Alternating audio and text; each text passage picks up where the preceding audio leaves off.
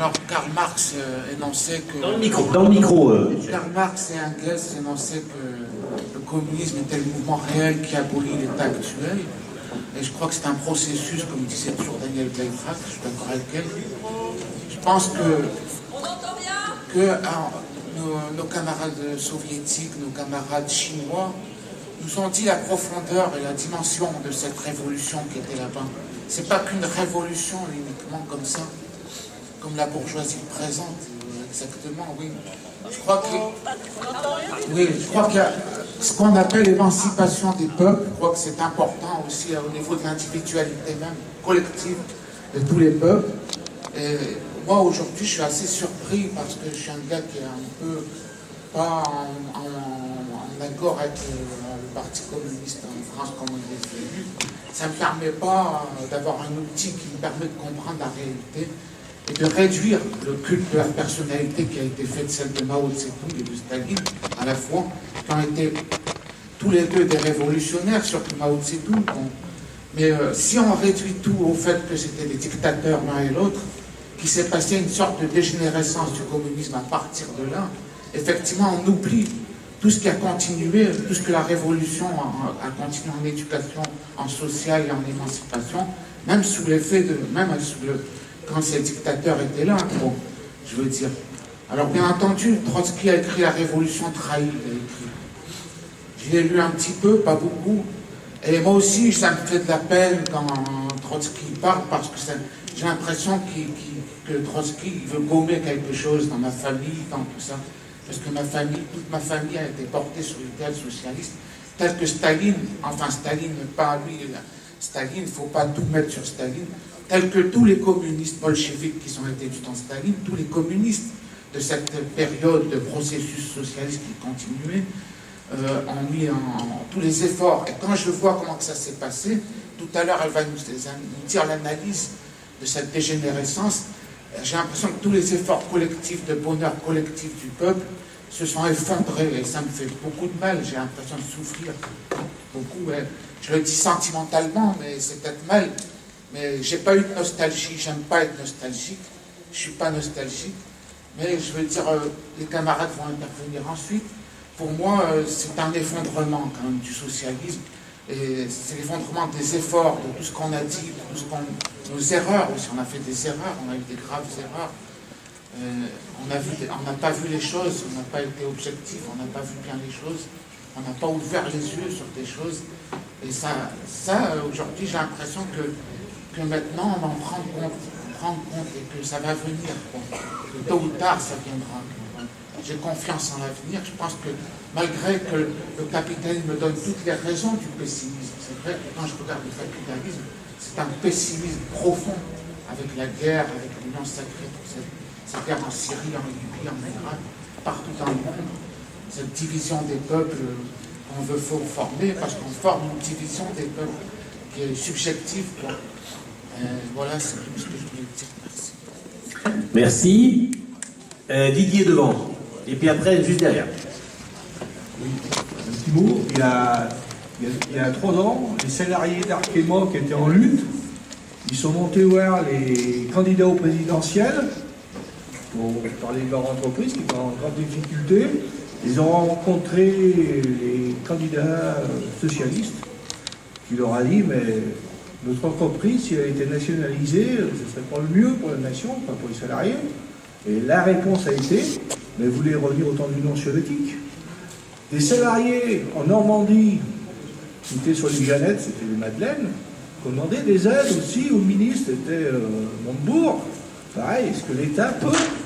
Mais vous voulez revenir au temps de l'Union soviétique. Enfin, ils ne se trompent pas de combat, ils ne se trompent pas d'adversaire. La semaine dernière, on a eu un entretien avec notre PDG. Alors, je travaille à l'entreprise Carpi, à Vénissieux, qui fait partie du groupe Signature, qui fait partie du groupe Oroya, qui fait partie du groupe Vinci, donc au cœur de l'appareil d'État. Il nous a expliqué la réorganisation de l'entreprise, et il nous a dit, mais nous, Vinci n'a pas l'habitude d'aller externaliser ses productions. Oui, on pourrait aller en Chine pour faire du matériel à bas coût. Je dis, monsieur, déjà, la Chine évolue. Hein. Et je voulais revenir aussi sur ce que à ma modeste personne, les comptes rendus qu'on a entendus à propos du 19e congrès du Parti communiste chinois. Qu'est-ce qu'on nous a dit? Ouverture du marché, ouverture de la Chine au marché extérieur, qu'ils allaient abandonner ici. Mais ils oublient de dire que enfin, je ne l'ai pas encore lu, mais dans le discours du camarade Xi Jinping, il insiste bien sur le renforcement du marxisme dans la politique du Parti communiste chinois. Voilà, c'est... Parce qu'aujourd'hui, quand on parle de la Chine, et même chez les marxistes, soi-disant, pour eux, la Chine est passée dans l'autre camp. Et ils ne voient pas, comme rappelé le camarade Détrache, tout ce qui a été fait en Chine, malgré, même si des fois on a beaucoup d'interrogations nous-mêmes sur la Chine. Voilà. Et je voulais revenir aussi alors sur les conquêtes de la Révolution d'octobre. Oui, on connaît, mais c'est bien bon de les rappeler, hein, parce que ce que disait le camarade Détrache aussi sur la perte, c'est comme chez nous, la sécurité sociale. Est-ce que la jeunesse aujourd'hui lutte pour la sécurité sociale? Non, parce qu'on a oublié comment a été conquise cette sécurité sociale. Mais bon, pour revenir à la Russie, je crois qu'aujourd'hui, ce qui est le plus important, c'est de savoir comment et pourquoi la révolution est tombée. Et sur ces défaites, ce serait le ciment de nos futures victoires. Si on ne comprend pas pourquoi, on ne pourra pas gagner demain. Voilà. Et voilà. Eh ben, passe le micro, Didier. Oui, nous sommes au mois de novembre de l'année prochaine. Le Parti communiste est en plein congrès. Pour moi, c'est un congrès qui est complètement masqué et déguisé. D'accord. On va revenir un petit peu sur la révolution. Bravo à la Russie pour la révolution que vous avez faite. La révolution du peuple contre la casse des droits du travail, où la jeunesse doit être dans la rue. Et moi, je peux vous dire qu'ils y sont. Ils sont dans la rue parce qu'ils n'ont pas envie de devenir de la chair à patron.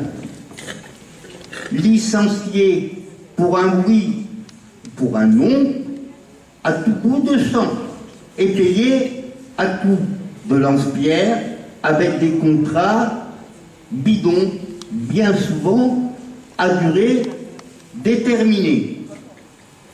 Hein? Ça se passe comme ça aussi de partout.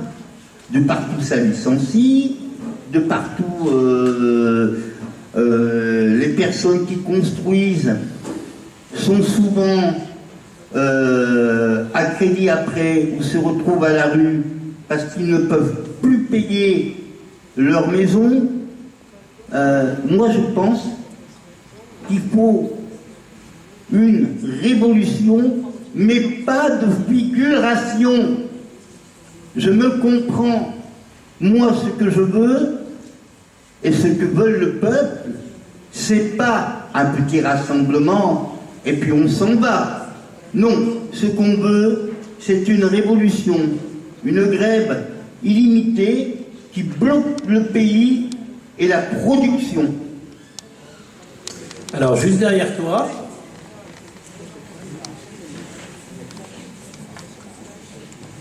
Oui, on est dans un moment quand même qui est tout à fait...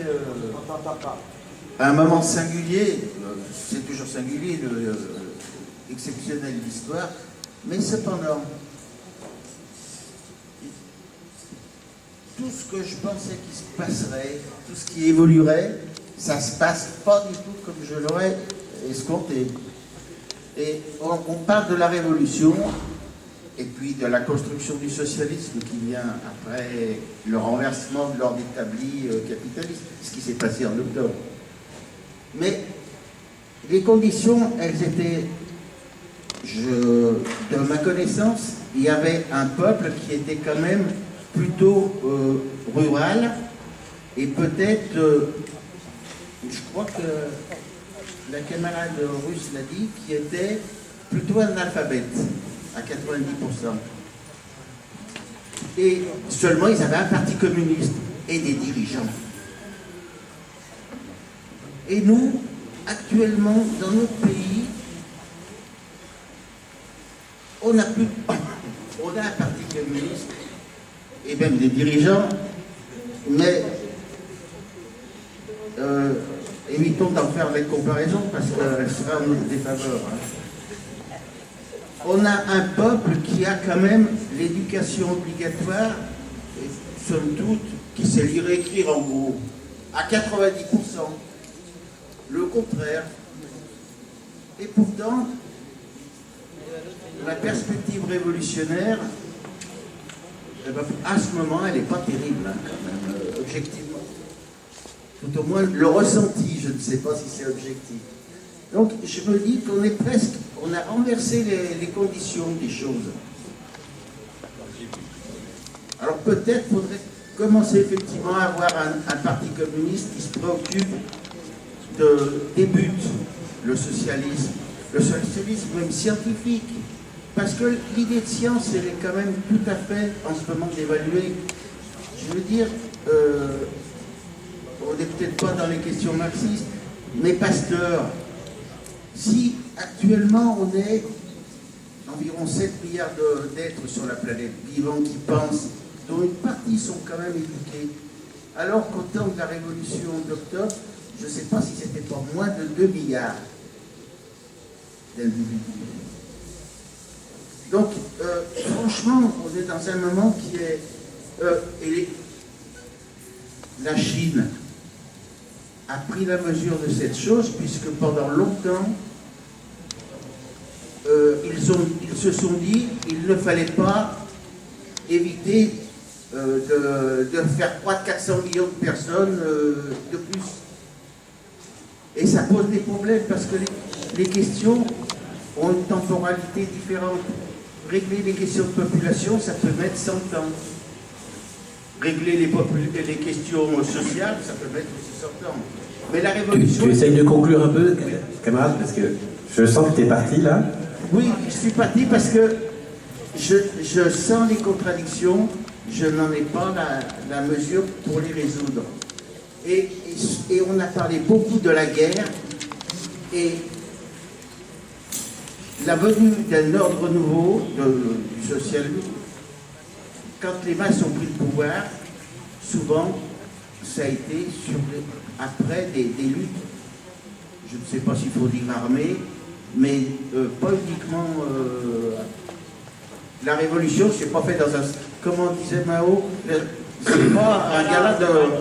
Un dîner de gala. Un dîner de gala. Voilà, moi je terminerai là-dessus. Il y a une belle chanson là-dessus. Merci. Il y a Marie-Christine et Paul.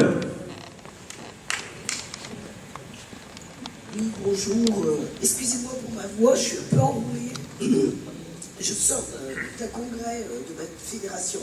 Je suis syndicaliste à la CGT. Moi, ce que je voudrais dire, c'est que en France, actuellement, depuis 2 ans, on connaît une montée en puissance des luttes. Je crois qu'il ne faut pas le nier. L'année dernière, on a lutté pendant 4 mois contre une loi scélérate qui nous fait perdre nos droits au travail. C'est plus de 5 millions de personnes qui ont défilé pendant 5 mois. C'est le mouvement le plus long depuis 1968, depuis le plus long en temps. Et c'est 4 à 5 millions de personnes qui ont défilé dans les rues. On a recommencé cette année suite à la loi sur les ordonnances Macron. C'est déjà 2 millions de personnes qui ont manifesté. Et on sent qu'en France, les luttes sont en train de monter malgré mes camarades, malgré ce qui est dit à la télévision. Sortez-vous du schéma médiatique. Mes camarades, écoutez et lisez. Nul ne peut nier que la situation politique en France est difficile et compliquée. On sent la montée des mouvements populistes en France, de droite comme de gauche. Je pense qu'il faut que vous soyez vigilants et continuez.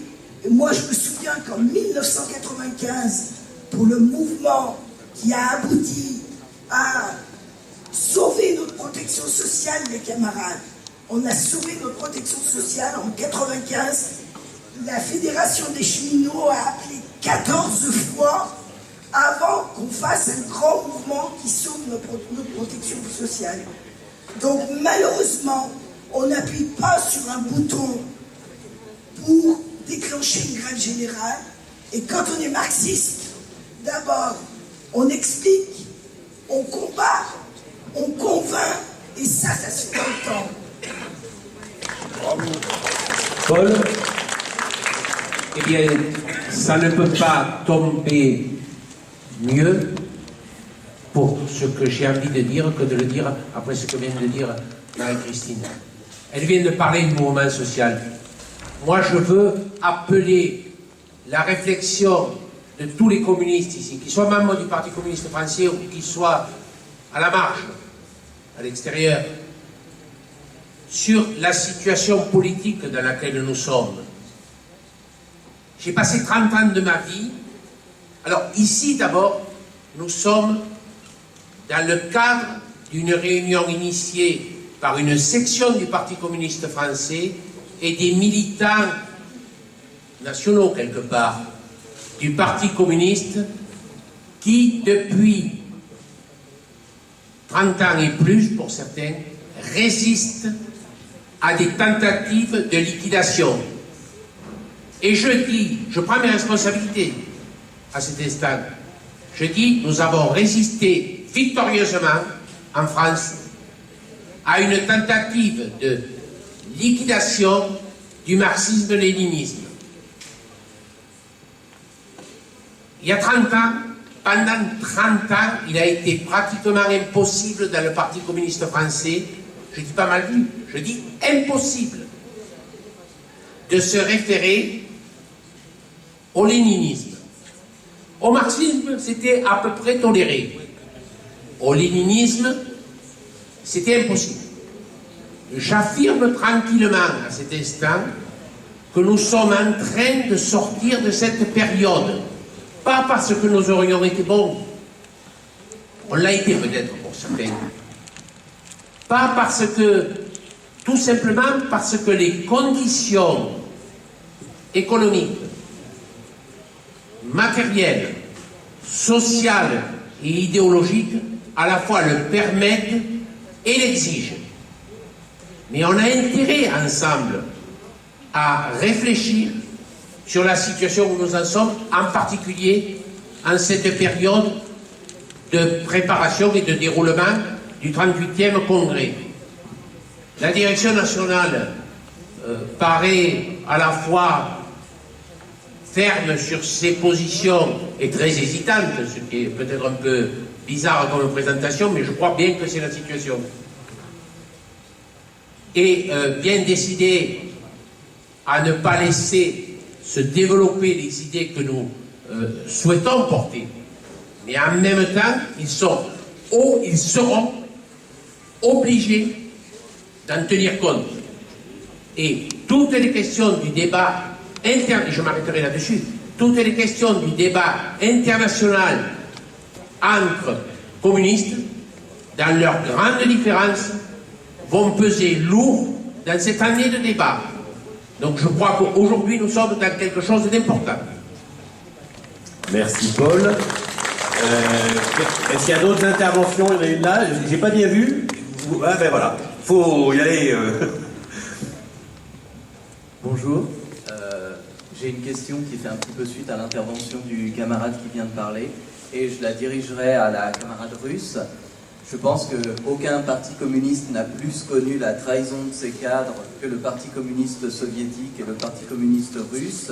Et ici en France, je pense que c'est un gros problème que pendant très longtemps, comme l'a dit le camarade, la direction du parti communiste n'a plus été communiste et n'a plus vraiment défendu les idées de la révolution du léninisme. Je suis peut-être un peu dur, mais en tout cas c'est l'impression que j'en ai. Et j'aimerais savoir comment la camarade russe interprète cette trahison qui a eu lieu en Union soviétique des cadres et en France, surtout les partis italiens, espagnols et français, et quels sont les remèdes qu'elle préconise face à cette situation. Merci. Alors, parce qu'on va faire un tour de réponse. Alors, on prend encore, il y avait deux interventions. Vous voulez qu'on prenne les deux dernières interventions, puis après on fait un tour de réponse. Il y a eu beaucoup de... Alors, si vous levez tous la main, ou alors on fait deux tours. On fait une première série de réponses et on repose des questions après. Allez, je vous propose, on va faire ça. Je vous propose de proposer à ceux qui le souhaitent, de nos invités, de faire des premiers commentaires ou réactions. Que toutes les questions soient posées. Ok, Tatiana préfère, donc vas-y. Que ce soit les problématiques au niveau international, de toute façon, c'est au niveau international et global. Et moi, je vois auprès des jeunes, rien ne s'améliore. Et eux-mêmes sont perdus. Oui, il y a la transition numérique, il y a les problèmes écologiques, qui pour moi ne doivent pas être de créer des partis écologiques, mais par exemple que c'est un problème international et de société pour l'ensemble des êtres humains et des outils de production durables pour l'avenir de la planète. Et sur d'autres problématiques, que ce soit les guerres en ce moment, ce sont des guerres qui redeviennent comme autant des guerres coloniales. C'est-à-dire qu'à chaque fois, c'est l'ONU, c'est l'OMC qui doit décider, par exemple même l'OMC, sur certaines maladies, lesquelles doivent être mieux considérées dans le monde ou pas. Par exemple, quand des peuples dénoncent qu'il y a eu aussi dans certains pays d'Afrique des tests sur des villages entiers de produits venant de produits de laboratoires américains ou européens, là, ça pose des problèmes. Et souvent, c'est quand ces essais ont lieu, maintenant ça commence à être dévoilé par les migrants, ça vient souvent des peuples minoritaires dans leur propre pays. Ça peut être des Kurdes, ça peut être les peuples qui jouent au Congo, et il y a plein d'exemples comme ça. Et je pense que tout est fait, et ce qui se passe également en France, on voit bien, c'est qu'on n'apprend pas non plus aux enfants, aux élèves, aux jeunes, ni à la population ouvrière, comment bien utiliser, comment se cultiver de ces outils numériques.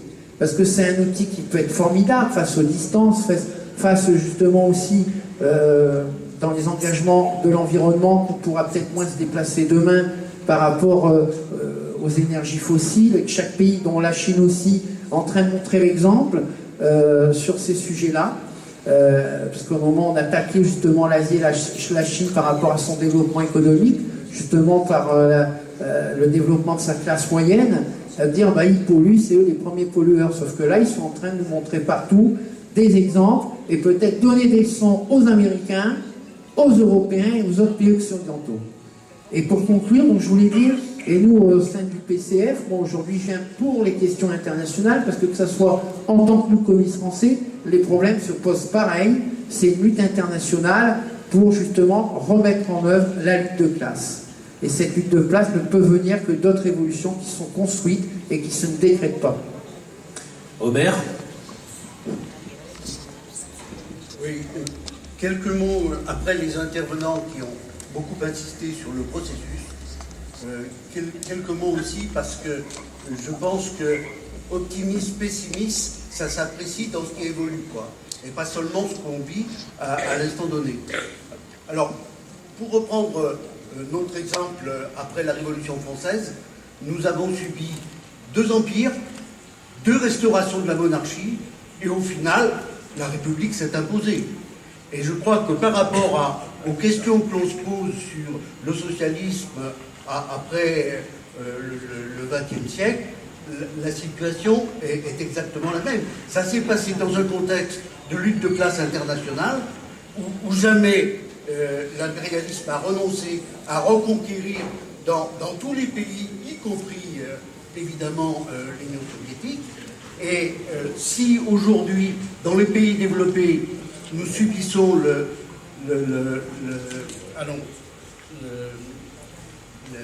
néolibéralisme, et dans les pays les plus pauvres, le néocolonialisme, en fait, ça se situe aussi dans un processus où la question d'une société de coopération, de solidarité, le socialisme, est la question qui se pose pour sortir des difficultés que rencontrent les gens.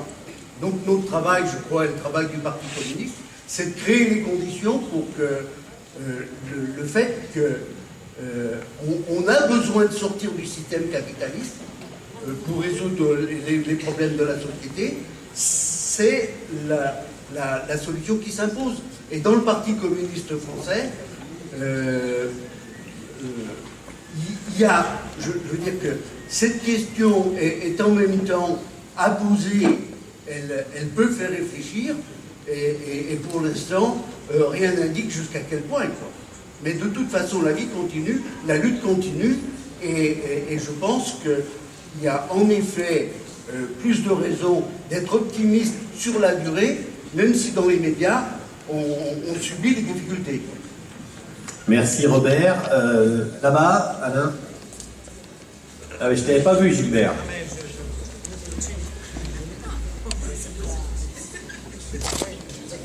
Oui, la ville de Vénissieux a toujours fait bloc derrière son maire André Join, ancien maire. Et puis moi je me suis rapproché de cette... Alors tu me permets juste de dire que je ne l'avais pas dit, mais Michel Picard, le maire de Vénissieux, est présente depuis un bon moment d'ailleurs. Et j'attendais midi pour la présenter, mais puisque tu évoques le maire de Vénissieux, je le dis tout de suite. Merci Michel. Je l'évoque parce que j'ai pas fait sa connaissance, je ne l'ai pas rencontré personnellement, mais j'ai été, comment dire, je perds un petit peu. Oui, j'aimerais savoir maintenant, pour parler plus carrément, j'ai pris sa défense, y compris au sein de militants communistes, alors que je ne suis pas membre du Parti communiste, que je ne suis plus depuis 1967. Et il y a un communiste qui s'est permis de me dire rejoins ton pote Gérin, c'est ta philosophie, c'est pas la mienne. Je ne vous dirai pas qui c'est, j'en dirai pas plus. Maintenant, je voudrais savoir, parce que tout à l'heure j'ai entendu à la tribune une dame qui a dit, en gros, on nous amuse, on nous enfume avec le débat sur les femmes. Bon, je veux bien que le gouvernement s'en serve, en gros c'était ça. Mais j'en reviens à ma question. Dans le débat sur la laïcité, maintenant, j'étais derrière les positions de Gérin, je suis toujours s'il n'a pas changé, mais je voudrais poser la question aux communistes de Vénissieux, dans le débat qui se passe maintenant, est-ce que c'est aussi de l'enfumage entre le directeur de Charlie Hebdo et puis Mediapart? Oui, mais voilà ce qu'on répond. On souffle. Seulement le débat, il est là. Et le débat sur les femmes, ça rejoint le même truc. Quelle position faut-il avoir vis-à-vis de l'islam? Est-ce qu'on va regarder ce problème en face, une fois pour toutes, ou on se permet de souffler, de dire, bon, bah, parlons d'autre chose? Voilà. Non, on ne peut pas tout traiter en même temps. Donc Gilbert, et après, on laisse nos invités répondre. On leur a... Il y a beaucoup de sujets, vas-y. J'ai été très intéressé par l'ensemble des exposés qui ont été donnés. Voilà. J'ai été très intéressé par l'ensemble des exposés qui ont été donnés et surtout par l'idée que la révolution était quelque chose d'actuel, ce qui a été ramené par Daniel. Il fallait toujours la voir par rapport à la perspective d'aujourd'hui, enfin, comment ça pouvait se poser. Et pour revenir un peu à ce qu'a traité aussi Marie-Christine qui était devant, là, sur ce qui monte aujourd'hui dans le pays, on sent bien qu'il y a une radicalisation de la classe ouvrière, mais en fonction des attaques qui sont portées par le capital. Et que donc, c'est bien comprendre que la contradiction est toujours au travail et que c'est pas parce qu'on décrète que le communisme et que le socialisme sont de l'ordre du passé, que la lutte des classes est quelque chose de démodé, que cette lutte des classes cesse. C'est bien le capital qui l'amène et il est vital de toute façon pour les peuples et la classe ouvrière de résister et donc de s'organiser. Parce que la question qui nous est posée, elle est celle-ci, elle est celle du Parti communiste. C'est bien ce que nos camarades chinois ont longuement démontré, et comment ça se construit. Et c'est aussi ce que la camarade russe montre, c'est que la question de la révolution ne peut pas se traiter sans celle du Parti communiste. Et c'est vrai qu'ici en France, on a un problème, c'est celui d'un parti qui reviennent à ses fondamentaux et qui reviennent à un parti communiste révolutionnaire. Voilà. Mao Tse-tung disait une chose, c'est que, bon, il y a un phrase sur le gala, mais il disait « n'oubliez jamais la lutte des classes ». Il y a ça, et je voulais, parce que j'en parlais un petit peu avec Henrik qui est à côté de moi, parler aussi de la solidarité, parce que être communiste, c'est aussi soutenir les communistes ailleurs. Il y a des choses assez graves qui se passent en Pologne. Il y a une pétition qui circule, qui a été signée par 67 partis communistes. Hélas, je n'y vois pas de parti communiste français. Voilà. Mais cela dit, ce sont nos camarades qui sont à l'heure actuelle mis en difficulté, qui luttent et qui réclament notre solidarité. Et donc je pense qu'il est important, dans ces rencontres internationalistes, de parler des communistes de Pologne. Merci Gilbert. Je vous rappelle que nous aurons aussi un débat cet après-midi sur l'actualité du socialisme, donc on pourra prolonger, mais je vais donc passer la parole dans l'ordre que vous le souhaitez. Peut-être Tatiana d'abord, dans le même ordre que tout à l'heure. Sylvain, peut-être, tu veux dire non? Tatiana?